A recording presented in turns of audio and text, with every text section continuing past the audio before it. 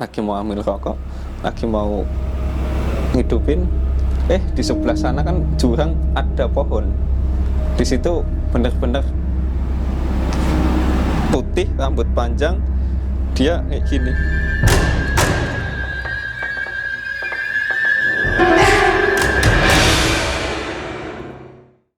Ya, di sini sudah hadir narasumber kita. Sudah pernah datang juga waktu itu, namanya Mas Baskoro. Terima kasih sudah mau hadir lagi, menyempatkan waktunya.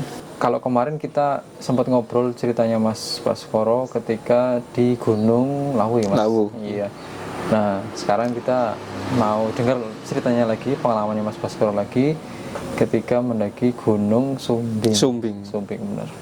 Ya, lebih lengkapnya langsung aja saya berikan waktu sepenuhnya ke Mas Baskoro untuk menceritakan pengalamannya. Monggo Mas. Ya, waktu itu bulan April 2022, kami sama rombongan biasa anak-anak Alang Rintang itu mendaki di Gunung Sumbing via Banaran. Ya, itu terkenalnya Sumbing Ice Road. Tapi juga terkenal juga jalur makam. Soalnya sepanjang jalur pendakian Sumbing via Banaran itu banyak petilasan dan makam-makam untuk ziarah gitu. Kita awal lancar, naik ojek biasa, terkenal ojek Sumbing, naik sampai pos 1. Nah, mulai dari pos 1 itu kan ada makam teman saya, ada yang ziarah dulu. Setelah ngobrol istirahat, di situ ketemu rombongan dari Jawa Barat, dari Majalengka. Waktu itu dari Majalengka itu 5 orang, 2 orang cowok, 3 orang cewek. Nah, ngobrol, kenalan, terus mereka itu jalan duluan. Setelah mereka jalan duluan, kita masih istirahat, ngobrol lagi. Nah, dari pas awal ini mulai agak janggal. Setelah teman saya selesai ziarah, saya kebetulan leader di depan. Nah, saya melihat itu ada yang dari rombongan Majalengka itu sedang berjalan di depan saya gitu, dengan atribut sama, postur badan sama, orang sama. Saya ngikutin lah itu, ngikutin lama, ternyata salah jalur. Jadi jalurnya harusnya lurus ke kiri, saya malah lurus naik ke atas, karena ngikutin orang dari Majalengka itu. Soalnya saya lihat dari carrier-nya sama, dari orangnya sama, saya ngikutin jalan, ternyata orang itu juga terpisah dari rombongan Majalengka itu. Jadi dia juga terpisah. Nah, saya ngikutin dia, satu rombongan saya tersesat semua bersama dia. Ya, hampir ada 1 jam lebih untuk mencari jalan keluar lagi. Majalengka berapa orang? Yang Majalengka itu cuma satu orang. Iya, yang terakhir sendiri itu. Kita ya saut-sautan di gunung gitu. Akhirnya ketemu, alhamdulillah, walaupun lewat semak-semak, belukar, emang nggak ada jalur, bener-bener sebelah kanan udah tebing jurang, salah pijak mungkin udah nggak kembali. Kebetulan ya ada teman saya yang punya kelebihan itu, bisa menuntun kami untuk kembali ke jalur. Setelah 1 jam lebih, ya hampir 1,5 jam, kita sama anak Majalengka itu waktu itu ketemu di semak-semak. Dia udah pasrah kan, udah nggak tahu gimana lagi, dia sendirian. Ketemu rombongan kami, lalu nyari jalur lagi sampai ya tangan badan luka-luka karena duri, semak-semak belukar. Sampai jalur aman, jalan lagi sampai waktu itu ke pos camp. Sampai pos camp aman, malam istirahat juga aman. Pagi summit, setelah summit sampai puncak, ada yang sampai puncak, ada yang sampai puncak makam. Saya kan di puncak ada makam juga itu, petilasan siapa kurang paham, lupa waktu itu. Setelah kembali sampai camp-camp area itu, terjadilah badai, hujan deras, badai, petir, angin semua. Sampai kami pun di dalam tenda pun megangin tenda frame jangan sampai patah.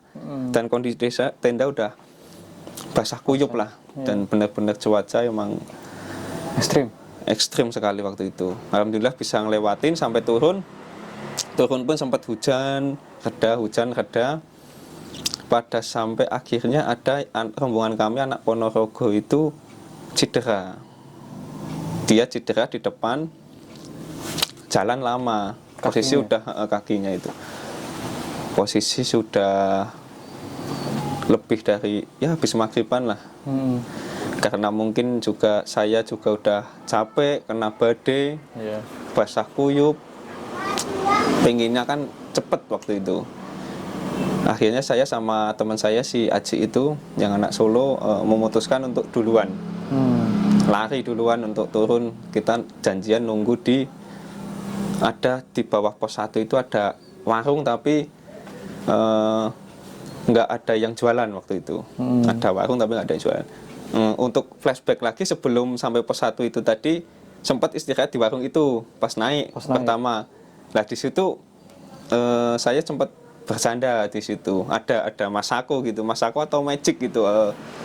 Iya, bumbu masak. Saya bercandain gitu. Wah enak nih buat masak-masak di atas, gurih ya. Sama teman saya sih, jangan taruh aja situ, bukan milik kita. Lah kan cuma bumbu masak, saya nyepelin gitu. Saya taruh, kita lanjut lagi sampai lanjut yang tadi. Setelah malam ada jam 8-an, ada jam 8, 9 sekitar waktu itu, udah mulai lupa juga. Saya sama Aci memutuskan untuk lebih cepat lagi. Di situ ada gubuk seperti shelter untuk istirahat gitu. Mau istirahat di situ nggak jadi, emang suasananya habis hujan, malam cuma berdua. Saya pun lari sama Aji dengan trek kecil, tapi saya itu jalan selalu dampingan, nggak berani saya di belakang atau depan, nggak berani. Karena emang dari situ udah aura yang merinding, kanan kiri udah kayak banyak yang ngeliatin. Tapi cuma seperti sekilas-sekilas gitu aja sih. Makanya kami cepet kenceng sampai ke pos warung itu, di bawahnya pos 1, pos makam. Setelah sampai situ kami istirahat lah. Mulai di situ banyak gangguan. Di warung itu kan ada warung yang buat dapur, buat masak gitu. Di situ udah mulai ada yang mukul-mukul pintu, bener-bener kedengaran. Pintu dipukul, terus ada yang barang jatuh. Kalau nggak ada orang? Nggak ada orang, aku cuma sama Aji berdua aja di situ. Lah, waktu ngobrol sambil nunggu rombongan yang belakang yang cedera kan, itu rasanya itu bener-bener lama banget rasanya. Dengan kondisi di situ suara-suara yang mengganggu, nggak lama saya kan di sini meja untuk warung itu, di situ ada bangku, sini juga bangku yang panjang itu. Aji di situ, saya di sini. Ketika saya lagi ngobrol sama Aji itu, di belakang Aji itu ada orang tapi hitam, jelas itu di mata saya, jelas banget. Sehitam kulitnya atau hitam bajunya atau hitam semuanya, maksudnya kayak gimana ya, cuma kelihatan matanya itu ya putih tapi putih pucet. Cuma waktu itu kondisi gelap banget di tengah hutan, rasanya gelap. Di situ saya udah mulai ketakutan sampai merinding. Ya nggak merinding lagi, bahkan udah kayak. Kalau penerangannya pakai apa waktu itu? Cuma senter pun udah mulai redup. Apalagi habis hujan kan udah nggak jelas banget. Ketambah itu baru hilang, ada lagi datang lagi.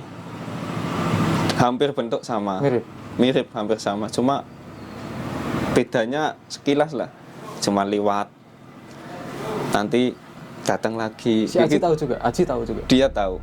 Dia bahkan lebih tahu, yang di belakang saya katanya juga mau menikam atau apa nggak tahu. Mereka bisa komunikasi sih. Jadi yang lebih bahaya itu yang di belakang saya. Emang waktu itu di belakang saya emang punggung rasanya itu berat banget itu loh, berat. Kondisi tengah hutan malam kan harusnya dingin. Saya hawanya itu panas banget waktu itu. Nah paling setelah itu setiap berapa menit hilang, muncul lagi, sampai saya nggak berani untuk ngobrol lihat ke sana itu. Cuma kayak gini aja sambil tangan sampai bergetar gitu. Bergetar bukan kedinginan tapi ketakutan. Ngobrol sampai lihat di bawah, cuma kan namanya mata lihat bawah kanan kiri kan masih sekelewat. Lewat gitu. Nah ada ketika waktu saya karena mungkin pengen agak tenang, rokok lah, lagi mau ambil rokok, lagi mau ngidupin, di sebelah sana kan jurang ada pohon, di situ bener-bener putih, rambut panjang, dia kayak gini, kakinya diayun-ayun di atas pohon. Di atas pohon itu, di atas pohon. Dan mungkin untungnya dia cuma diem, enggak ketawa, enggak apa, cuma dia diem, rambut panjang gitu, panjang sampai ini. Ya mungkin kalau sering kita lihat itu kuntilanak gitu kan. Itu cuma mengayunkan kaki terus, lihat ke bawah, tapi lihat ke bawah tapi rasanya takut, tapi penasaran. Ingin lihatnya masih ada gitu terus sampai benar-benar hampir down lah waktu itu, udah dengan sebanyak itu yang mengganggu gitu. Kami juga nggak bisa jalan cuma karena nunggu rombongan belakang. Saya waktu itu cuma doanya cepet sampai yang belakang, cepet sampai yang belakang, cepet sampai walaupun dengan gangguan sebanyak itu. Dan setelah itu rombongan belakang sampai juga. Jam kira-kira sekitar 9-an, 9:30-10-an lah, sekitaran jam segitu. Jam 9-an waktu. Berarti nunggu di situ. Tunggu situ itu aslinya itu kalau yang dari rombongan belakang itu 1 jam. 1 jaman ya? Iya, tapi saya rasanya itu lebih dari 1 jam. Dengan suara yang mukul pintu lah, mukul apa yang di dalam, nggak tahu, kayak di situ kan warungnya itu kan seng. Jadi suara seng-seng gitu dipukul kayak gitu. Masih ada terus yang kanan kiri, mau ngobrol sama temen belakangnya jelas terlihat gitu. Mau lihat ke sebelah kiri masih ada. Itu pun munculnya terakhir sih, kalau yang kayak kuntilanak itu munculnya terakhir, cuma mengayunkan terus. Sampai ya alhamdulillah masih bisa ngelewatin fase itu, nggak sampai down mental atau gimana, meskipun memang benar-benar ketakutan waktu itu kan. Sampai rombongan belakang sampai ngobrol sebentar, itu sempat yang cedera itu kan langsung disuruh duluan. Kami yang lain nunggu belakang biar bisa mantau di belakang gitu. Waktu saya pun di posisi harusnya di depan, di belakang waktu itu. Pas mereka rombongan udah jalan lagi, saya nunggu giliran jalan itu udah bau semerbak wangi kembang, entah melati entah apa, wangi banget waktu di situ. Terus kita udah tahu kan, pada mencium juga, ya turun sepanjang berapa menit masih tercium. Nah di perjalanan itu sempat lah kanan kiri ada sekelebat, kadang lewat kita jalan di situ selebat gitu, sampai akhirnya sampai ke pos ojek. Dan di pos ojek kita udah mulai tenang, kita telepon ojek, kan ada ojek Sumbing gitu, kita telepon sampai base camp. Selamat. Di pos ojek itu sekitar jam berapa, Mas? Di pos mana? Di ojek. Di pos ojek itu hampir tengah malam, udah jam 11-an mungkin. Soalnya kita juga nunggu ojeknya juga lama, nggak nunggu gilik ojeknya juga waktu itu malam, nggak semua langsung bisa diangkut. Kan rombongan 10 ada kemarin waktu itu. Berarti harus masih nunggu ojek datang, masih itu nunggu 1, 2 gitu kan, sampai malam di situ.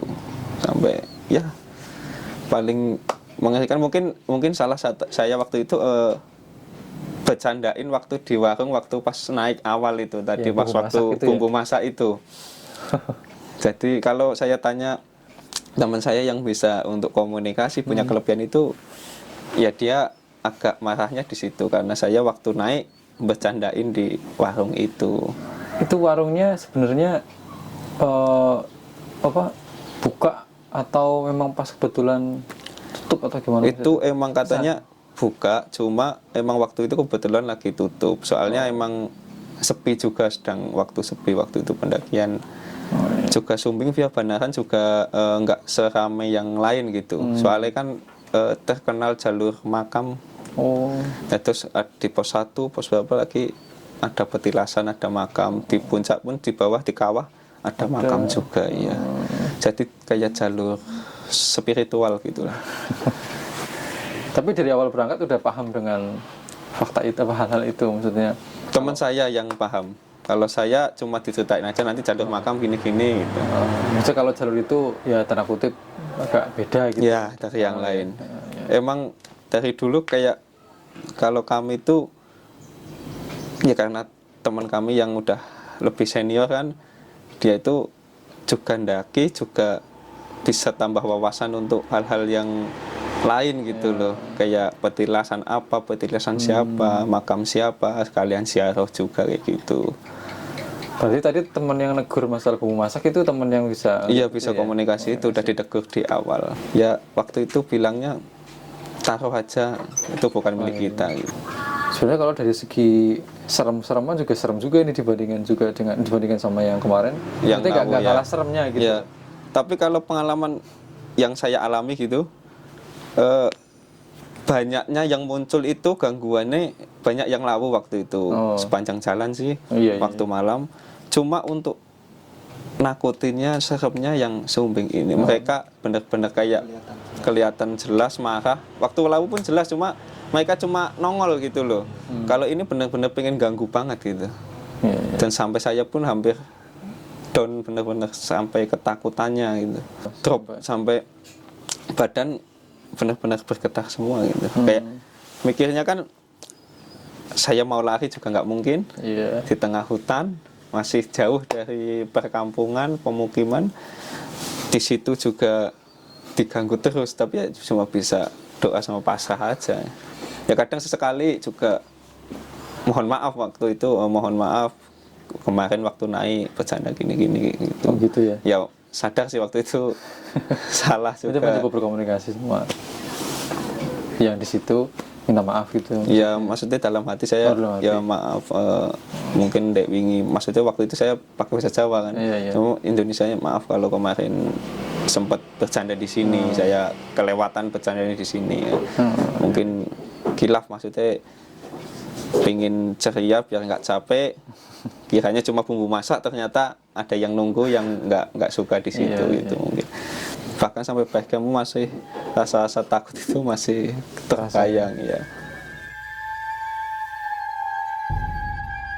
Kemarin sih waktu terakhir 2 bulan ini kan sempat juga ke Arjuno via Purwosari juga, itu via semua banyak petilasan juga di situ. Memang via Purwosari itu banyak arca-arca, bahkan arca itu masih emang benar-benar asli dari peninggalan zaman dulu itu.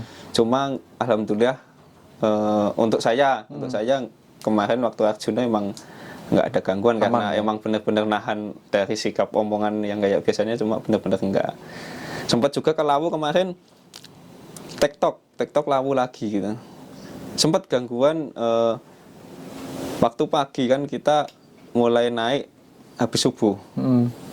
Karena tektok habis subuh, waktu sekitar jam 6:30 kan udah terang, matahari udah terbit. Saya pas lagi naik itu di atas itu di balik pohon benar-benar persis ada orang yang mirip teman saya, persis banget. Jadi dari atas dia itu ngeliatin dengan sinis gitu. Aku bilang ke rombongan aku waktu itu juga di depan, ya nek wong ada orang gitu, lihatin kita ada orang. Terus si Aji itu teman saya yang bisa spiritual kayak gitu kan, ngadep sini kamu, saya ngadep sini, coba lihat lagi. udah nggak ada, benar-benar udah nggak ada. Jadi mungkin kalau waktu itu saya nggak ngomong atau saya ngikutin orang itu, bisa jadi kayak ya hilang kesesat kadang kayak gitu. Soalnya dia menyerupai teman saya, yang dulu waktu itu pernah daki di situ juga gitu. Jadi menyerupai persis sama persis. Badannya, mukanya, semua persis sama Tapi sekali. posisi ibaratnya orang aslinya yang temannya Mas Baskoro itu saat itu nggak lagi daki? Enggak ikut. Kami cuma berlima. Dia orang itu nggak ikut, tapi orang itu bener-bener di atas. Yang lihat nggak cuma saya, teman saya yang satunya juga lihat, yang belakang saya gitu. Yang ya ada orang gitu. Itu mirip Beno gitu. Terus lihat sini coba, Cik bilang gitu. Lihat situ berapa detik, lihat lagi, udah nggak ada. Lanjut jalan lagi di tanaman apa ya, kan cantigi apa ya, kan lewat tanaman cantigi gitu, tanaman atau bunga cantigi gitu. Di situ saya masih depan. Jadi di trek itu radius 5 meter lah, nggak sampai. Itu ada kaki kanan sama sepatu coklat di trek kan cuma setapak gitu. Nah, kakinya itu di situ menghalangi jalan di situ. Kaki bener-bener kaki. Potongan kaki? Ya saya lihatnya cuma kaki pakai celana panjang, ada sepatu coklat. Tapi badannya nggak tahu saya di mana. Mungkin karena itu banyak candigi, semak-semak nggak kelihatan. Saya sempat berhenti, istighfar gitu kok. Ada kaki kok nggak ada badannya gitu. Saya noleh lagi ke belakang, saya lihat lagi, udah nggak ada lagi. Benar-benar nggak ada. Benar-benar dia sini jalur, kakinya itu di jalur ini. Cuma satu kaki kanan ya. Siang itu Mas? Siang, habis kejadian saya lihat yang seperti teman saya itu. Setelah itu sampai puncak, turun lagi aman. Soalnya waktu itu sore langsung turun. Jadi habis maghrib udah sampai bawah lagi. Pas turun juga memang dari atas sampai bawah itu full lari semua. Kalau nggak lari nggak nyampe waktunya ya. Soalnya tektok sih waktu itu nggak ngecamp. Dengan kejadian-kejadian yang ibaratnya banyak seperti itu, yang ya ibaratnya menyeramkan lah ibaratnya gitu, nggak kapok Mas naik gunung? Enggak sih. Nggak masalahnya. Iya. Dari sisi itu juga dapat pengalaman yang jelas itu kalau benar-benar di alam ini itu bukan cuma manusia aja, ada makhluk lain gitu, mereka ada gitu. Dan pelajaran lagi kan jangan mengganggu atau bercanda yang berlebihan jika di tempat-tempat emang di hutan atau di gunung gitu.